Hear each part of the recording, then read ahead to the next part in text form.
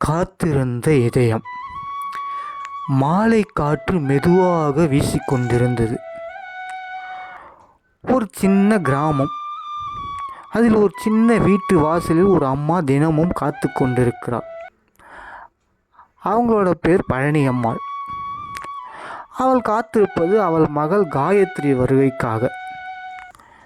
காயத்ரி நகரத்தில் ஒரு கல்லூரியில் படிக்கிறாள். தினமும் காலையில் சென்று விடுவாள். மாலை வீடு திரும்பும்போது இரவு நேரம் ஆகிவிடும்.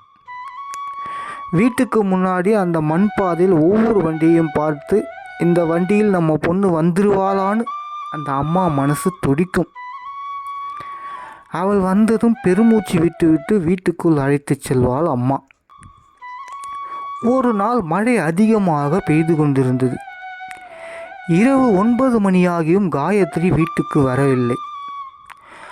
அம்மா வீட்டு வாசலில் வெகு நேரமாக நின்று கொண்டிருக்கிறார், மனதில் கவலையோடு.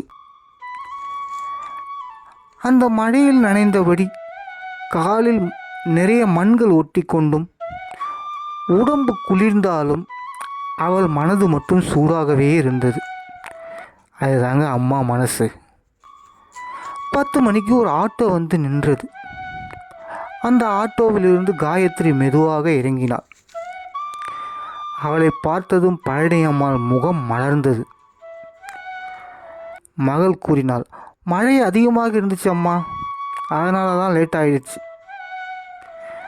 அம்மா மகள் கையை பிடித்து, உனக்கு நான் இருக்கிறம்மா, நீ பயப்படாத எதுக்கும் என்று கூறினாள்.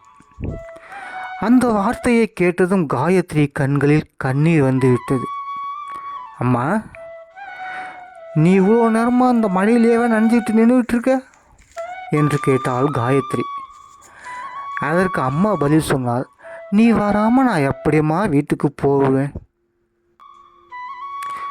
அந்த ஒரு பதில் காயத்ரி உள்ளத்தை உடைச்ச மாதிரி இருந்தது. அவள் அம்மாவை கட்டி அணைத்து கொண்டாள். பின்பு அவள் கூறினாள், அம்மா,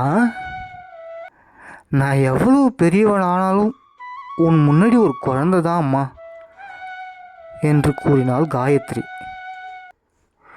பின்பு இருவரும் வீட்டுக்குள் சென்றார்கள். அந்த இரவில் வீடு நனைந்தது மழையால், ஆனால் மனசு நனைந்தது அன்பால். நண்பா, அம்மா காத்திருக்கிற நேரம் வீணாவே போகாது. அவளோட அன்புதான் நம் வாழ்க்கை முழுக்க நமக்கு நிழல் மாதிரி வந்து கொண்டே இருக்கும். அம்மா தாங்க எல்லோருக்கும் முதல் கடவுள். பிடிச்சிருந்தால் ஷேர் பண்ணுங்கள், சப்ஸ்கிரைப் பண்ணுங்கள், லைக் பண்ணுங்கள். தேங்க்யூ நண்பா.